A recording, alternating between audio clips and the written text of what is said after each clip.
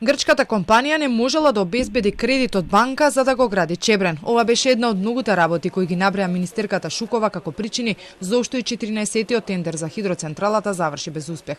На долгиот брифинг со новинарите кажа дека грчки Архиродон барале промена во условите бидејќи со пропишаните во тендерот не можеле да ги обезбедат потребните пари за проектот кој се процени дека ќе чини над 1 милиарда евра со камати.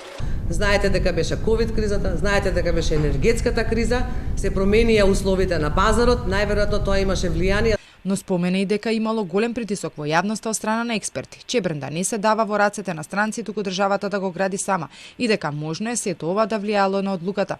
На 15 декември ги известиле дека нивната банкарска гаранција истекува на крајот на годината, но повратен одговор од таму не добиле.